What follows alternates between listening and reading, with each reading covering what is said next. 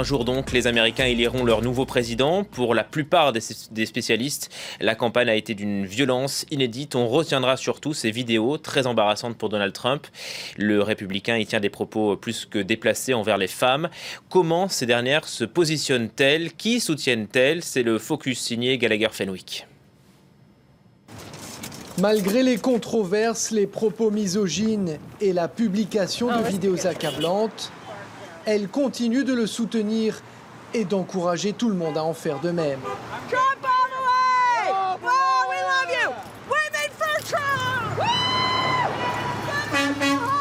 Oui, mais voilà, ça ne marche pas à tous les coups et certains, voire certaines, sont sceptiques.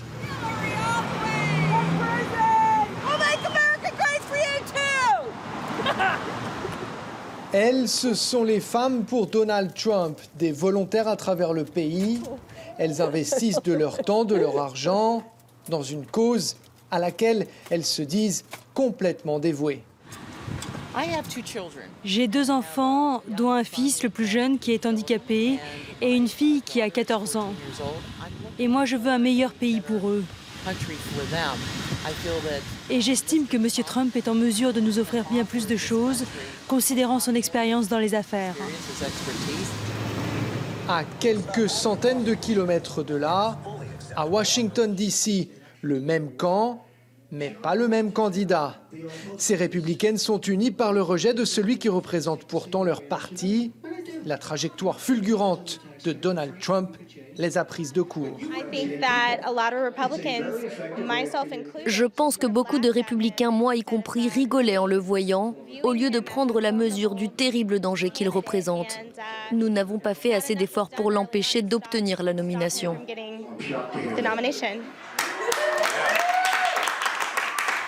Elles sont conservatrices et elles accusent le milliardaire de trahir leurs valeurs. Elles ont donc décidé de changer de camp.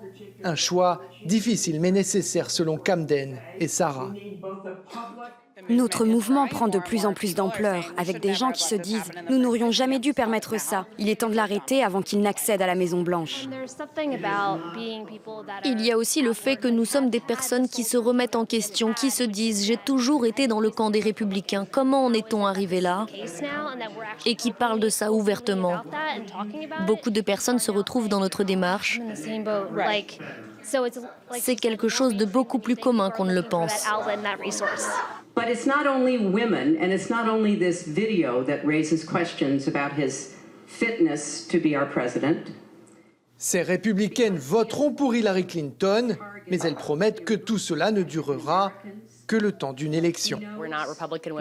Nous ne sommes pas des républicaines en train de devenir des démocrates. Nous sommes désormais des républicaines contre Trump. Nous conservons nos valeurs républicaines et ces principes politiques que nous pensons être ceux qui conviennent. Une partie de l'électorat féminin a effectivement tourné le dos à Donald Trump, mais ne se rallie pas automatiquement à Hillary Clinton pour autant. La démocrate a du mal à susciter l'enthousiasme, parfois au sein même de son propre camp. Je ne suis pas la plus grande fan d'Hillary, mais bon, le candidat parfait existe-t-il? Je ne pense pas non plus qu'elle soit diabolique. Par contre, Donald Trump me fait complètement flipper. Pour nous qui soutenons Hillary, c'est parfois difficile de comprendre les critiques qui la visent. Mais à mon avis, c'est parce que la majorité des gens pensent que nos politiciens n'ont pas fait le boulot correctement. Dans la dernière ligne droite, la gauche américaine a décidé de sortir ses vedettes du moment. Objectif, séduire les jeunes et le plus grand nombre possible de femmes. Lorsqu'un candidat, de manière régulière et désinvolte, insulte et fait des remarques cruelles lorsqu'il parle des femmes, sur notre apparence, notre comportement, alors c'est triste. Mais voilà qui ce candidat est véritablement. Elles ne sont pas encore en âge de voter, mais l'objectif est atteint avec ces lycéennes. Si elle gagne, elle va nous tirer vers le haut. Et puis c'est une inspiration pour les jeunes femmes d'aujourd'hui. Oui, et puis elle va faire des choses pour notre éducation. Entre un candidat souvent taxé d'être misogyne et une ancienne secrétaire d'État qui n'emballe pas les foules, celles qui restent indécises à ce stade choisiront peut-être l'abstention. Nous sommes en ligne avec Françoise Coste. Bonjour, merci d'être avec nous. Vous êtes historienne, maître de conférence à Toulouse, Jean Jaurès, et auteur de Reagan, paru en octobre 2015 aux éditions Perrin. D'abord, est-ce que vous comprenez qu'il y a encore des femmes qui votent pour Donald Trump? Oui, je pense que en fait, ce qui se passe, c'est que il y a des électrices républicaines traditionnelles, historiques, pour qui être républicaine est plus importante que d'être femme. Et donc, alors, on a vu le contraire dans votre reportage, mais il y a des électrices pour qui la baisse des impôts, par exemple, va avoir plus d'importance dans leurs critères de vote que, on va dire, les saillies du candidat sur les femmes. Donc là, l'identité partisane l'emporte. Mais est-ce que ces propos de Donald Trump sur les femmes, est-ce que ça a eu un effet sur les intentions de vote des femmes? Oui, alors ça se voit quand même. Il y a eu un certain effet qui se voit dans les chiffres. Historiquement, les femmes des électrices votent depuis une quarantaine d'années aux États-Unis plus pour le Parti démocrate que pour le Parti républicain. Par exemple, la dernière fois, en 2012, Obama a remporté les femmes à 8 points de plus chez l'électorat féminin que Mitt Romney, le candidat républicain. Donc là, c'est l'écart historique, on va dire 7-8%. Et dans les sondages actuels, on voit que Hillary Clinton mène devant Trump chez les femmes de 15%. Donc c'est 2 fois plus. C'est ce doublement de l'avance de Hillary Clinton chez Trump par rapport à Trump. C'est, je pense, l'effet Trump, l'effet désastreux des vidéos de Trump en particulier chez les électrices américaines. Alors on a vu Melania Trump à la rescousse de son mari sur CNN. Elle a dit que son mari était un gentleman. Elle est évidemment dans son rôle. Peut-être que ça aura une conséquence sur le vote des femmes. On parlait d'Hillary Clinton à l'instant. Est-ce que le fait qu'Hillary Clinton soit une femme, c'est perçu comme un avantage pour les électrices? Moi, je trouve que le fait que Hillary Clinton soit une femme n'est pas vraiment un fait central de la campagne, ce qui est très surprenant. Il y a 8 ans, quand les États-Unis étaient sur le point d'élire le premier président noir, la question raciale était très importante. Cet aspect symbolique était vraiment au premier plan des débats ou de la presse. Là, le fait qu'Hillary Clinton soit potentiellement la première femme présidente, je trouve, est relégué au second plan. Même après les vidéos sexistes qui ont fuité de Trump. Ça, j'avoue que j'ai un peu du mal à le comprendre. C'est comme si les femmes américaines elles-mêmes considéraient ça comme normal.